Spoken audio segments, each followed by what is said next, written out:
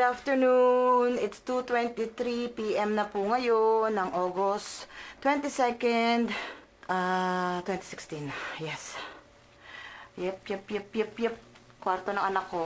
Ito yung yung dati naming dog. Ay, mag-focus ng camera ko, my friend. Ay, mag-focus. Pero yeah, that's my son and our dog, and he died in 2013, Paddy Holly Slingsby.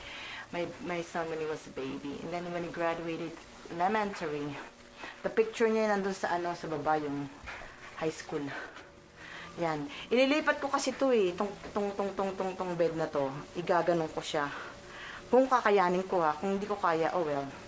Pero yeah, nalinis ko na yung washroom niya, tapos na yung linis ng washroom, so yun, tapos na yun. So good afternoon po. Pasensya niyo na po, mukhang dugyot si ate. Kasi syempre, na magpaganda pa ako. Habang naglilinis. Ay, anyway. Yan, tapos naglo-laundry ako. Marinig niyo sa background. Naglo-laundry ako. Ang type ko dito sa bahay na to, yung laundry room, nasa upper level. So, madali ko lang siyang, bakit ito? Sorry, makalat yung gamit ni Glenn. Yan ang studio niya, studio room niya. So, yes. Nalinis ko na rin yung washroom niya. Tapos na rin. Linis na yan. Linis. Hello, guys! Napagod ako sa pag-move ng kama ni Kyle. Hindi ko rin naman pala na-move. Hindi ko kaya. Ang bigat niya nakaka-lurks. So, anyway. Nag-move on ako sa laundry. Pag-move on ko sa laundry, kasi 1 hour na yun, kanina pa yung laundry na yun, na nasa dryer. Chinek ko siya nung mag-bell yung yung nag-stop yung dryer ko. Chinek ko. Sabi ko, ba't hindi pa tutuyo? 1 hour na to dito. Sabi ko ganon. Tapos, sabi ko, sige, lalagay, ulit kita ng 45 minutes. So, chinek ko siya. Hindi pa rin natutuyo. Sabi ko, something's wrong with this dryer. So, tawag ko kay daddy, kay hubby. Sabi ko, be, yung dryer natin, hindi gumagana. What do you mean it's not working?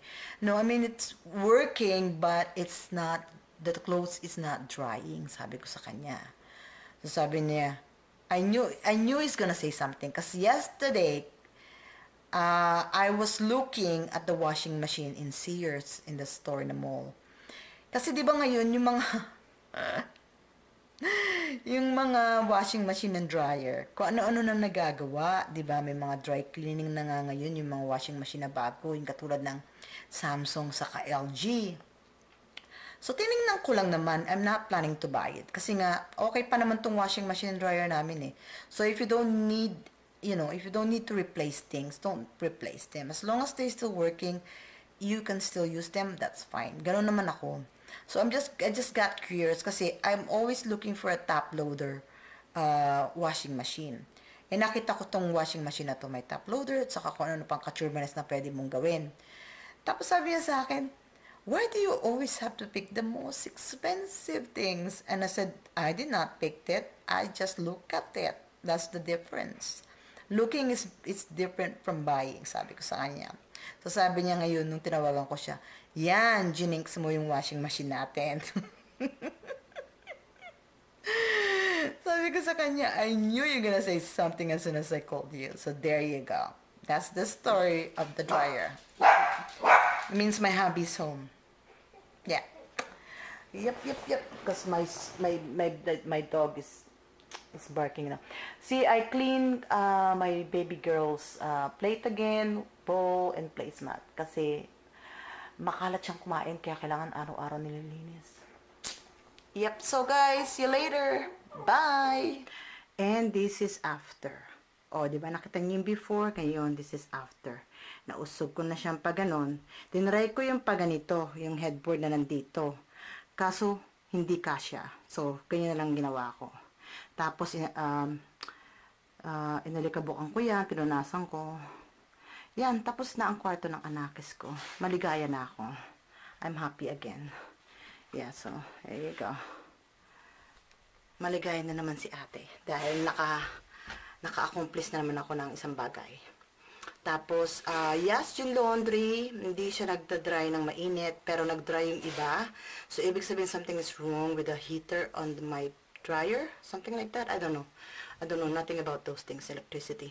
Pero yung iba natupi ko, yung natuyo. Yung iba, hindi natuyo, nilagay ko na lang sa likod ng laundry door ko. Kasi meron dong hanging rack, doon ko na lang nilagay. So, yun. So, yun ang aking update. And I'm gonna say goodbye to, cause pagod na ako. Magpapahinga na ako. At, yeah, dahil parang sumasakit na naman ang aking ulo, ayokong lumala. Kaya, pahinga muna si ate. Okay, see you again. Bye-bye. Take care. God bless. Bye.